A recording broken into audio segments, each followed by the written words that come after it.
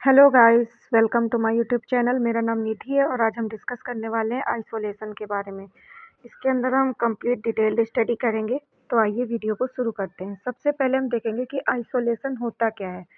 तो अगर हम नॉर्मल वे पे समझें तो जब कोई बड़ी महामारी या फिर कोई इन्फेक्शन जिसको ऐसा इन्फेक्शन जो मतलब कम्युनिकेबल हो या एक पर्सन के टच करने से दूसरे पर्सन को हो जाता है, तो ऐसी कंडीशंस को या ऐसे इन्फेक्शन को हम ट्रीट करने के लिए जब पेशेंट को एक सेपरेट जगह पे भेज देते हैं और वहीं पर उसका इलाज करते हैं, उस जगह को या उस पीरियड को हम आइसोलेशन पीरियड बोलते हैं। तो वही चीज़ है कि आइसोलेशन का मतलब क्या है। Isolation is an infection control practice used in health care settings to separate infection infected and potentially infected patient from other to prevent the spread of disease. यानी आइसोलेशन एक तरीके की इन्फेक्शन कंट्रोल प्रैक्टिस है जिसका use किया जाता है health care settings यानी हॉस्पिटल्स के अंदर। इसमें क्या करते हैं हम, हॉस्पिटल के अंदर जो इन्फेक्टेड पर्सन है उसको हम सेपरेट कर देते हैं। क्यों कर देते हैं? और सभी को इन्फेक्शन या डिसीज मतलब इन्फेक्शन के फैलने से होने वाली डिसीज से बचने के लिए हम उस पेशेंट को आइसोलेटेड कर देते हैं। It helps protect patient, health care workers and visitor from infectious micro organism. ये किससे बचाती है? ये उन पेशेंट्स को प्रोटेक्ट करती है, उन हेल्थ केयर वर्कर्स को प्रोटेक्ट करती है और विजिटर्स को प्रोटेक्ट करती है। किससे? उन माइक्रो ऑर्गेनिज्म से जो डिसीज कॉज कर सकते हैं। Isolation is mainly used when a patient has a communicable disease. यानी ये किस पेशेंट्स में, अगर हमसे कोई क्वेश्चन करे कि आइसोलेशन हम लोग किस के ऊपर मेनली यूज़ करते हैं, तो हम लोग ऐसे पेशेंट्स के ऊपर यूज़ करते हैं जिनको मोस्टली कम्युनिकेबल डिसीज़ हुई हो या फिर जो इन्फेक्शन एयर कांटेक्ट या ड्रॉपलेट इन्फेक्शन या बॉडी फ्लूइड की मदद से फैल सकता है, उनके ऊपर हम लोग आइसोलेशन का प्रैक्टिस का यूज़ करते हैं। आगे हम देखेंगे क्या क्या पर्पस होते हैं आइसोलेशन को यूज़ करने के। तो इसके कुछ मेन उद्देश्य होते हैं, जैसे कि ये ट्रांसमिशन ऑफ इन्फेक्शन से बचाता है, ये हमारे पेशेंट्स को प्रोटेक्ट करता है, हमारे हेल्थ केयर स्टाफ को प्रोटेक्ट करता है, विजिटर्स को प्रोटेक्ट करता है और ये कंट्रोल करता है हॉस्पिटल एक्वायर्ड इन्फेक्शन से और नोज़ोक्रोमियल इन्फेक्शन को भी ये कंट्रोल करता है। ये प्रोवाइड करता है सेफ ट्रीटमेंट और केयर किसको? इन्फेक्टेड पेशेंट को। ये रिड्यूस करता है कैटाजिनस डिसीज़ को फैलने से। क्लियर है बेटा?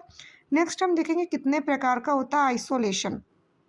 तो there are mainly 3 types of isolation. First is, जिसमें से हमारा पहला पार्ट होता है कॉन्टैक्ट आइसोलेशन। कॉन्टैक्ट आइसोलेशन के अंदर ये यूज़ किया जाता है ऐसे इन्फेक्शन में जो डायरेक्ट या इनडायरेक्ट कांटेक्ट में आने से फैलते हैं। यानी हमारा इन्फेक्शन किस तरीके से ट्रांसमिटेड होता है। एक होता है डायरेक्ट वे पे, जब हम किसी पर्सन के डायरेक्ट संपर्क में आते हैं और हमें इन्फेक्शन कॉज हो जाए, या फिर एक होता है इनडायरेक्ट, जिसमें हम किसी इनडायरेक्ट ऑब्जेक्ट के कंटामिनेटेड मतलब इन्फेक्टेड चीज़ों के संपर्क में आने की वजह से जब हमें इन्फेक्शन होता है, वो हमारा इनडायरेक्ट इन्फेक्शन होता है। तो हम कॉन्टैक्ट आइसोलेशन ऐसे यूज़ करते हैं, उन पेशेंट्स के ऊपर यूज़ करते हैं जिनको डायरेक्ट और इनडायरेक्ट इन टाइप से ट्रांसमिशन होना हो इन्फेक्शन। ऐसे इन्फेक्शन को ट्रीट करने के लिए यूज़ करते हैं जो डायरेक्ट और इनडायरेक्ट कॉन्टैक्ट से फैलते हैं। क्लियर है? जैसे कि हम कुछ बीमारियां ले रहे हैं, जैसे कि MRSA, जिसे हम मेथिसिलिन रेजिस्टेंट स्टेफाइलोकोकस एन्यूरस होता है, स्कर्वीज़ वायरस होता है, डायरियल डिसीज़ होती है, या वुंड इन्फेक्शन से बचाने के लिए हम लोग कॉन्टैक्ट आइसोलेशन का यूज़ करते हैं। और भी बहुत सारी मतलब बीमारियां हैं जिनके अंदर हम कॉन्टैक्ट आइसोलेशन का यूज़ करते हैं।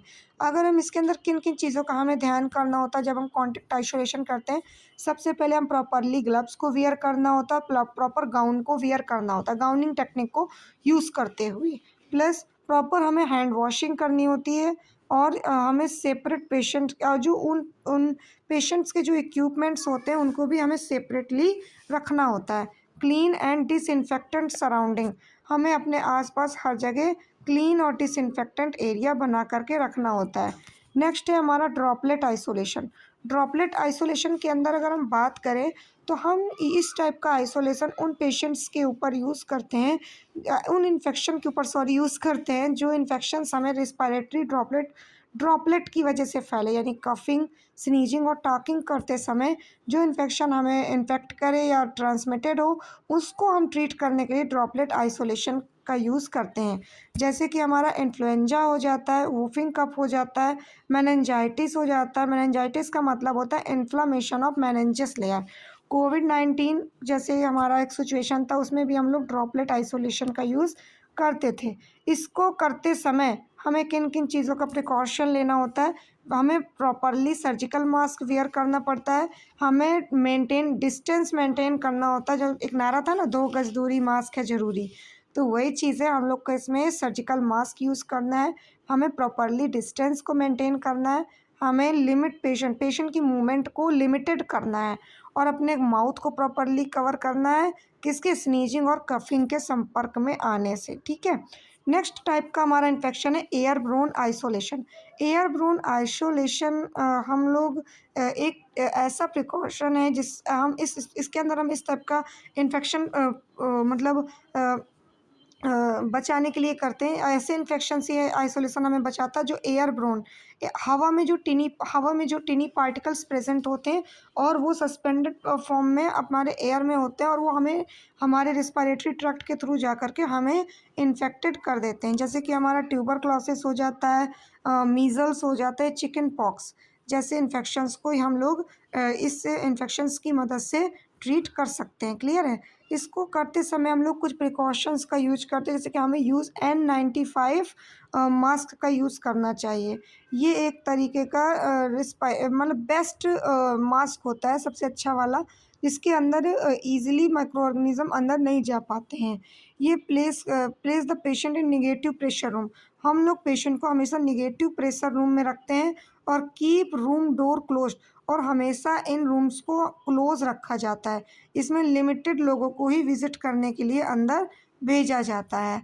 नेक्स्ट हम देखेंगे प्रोटेक्टिव आइसोलेशन या रिज़र्व आइसोलेशन क्या होता है। इसके अंदर ऐसा होता है, हम इनके अंदर ऐसे पेशेंट्स को ट्रीट करते हैं जिनकी इम्यूनिटी बहुत वीक हो जाती है। जैसे कि हमारा कैंसर पेशेंट इसके अंदर आ जाता है, ऐसे पेशेंट आ जाते हैं सॉरी जिनके ऑर्गन ट्रांसप्लांट हुए हों, या फिर पेशेंट रिसीविंग कीमोथेरेपी, या फिर ऐसे पेशेंट आ जाते हैं जो कीमोथेरेपी को रिसीव कर रहे हों।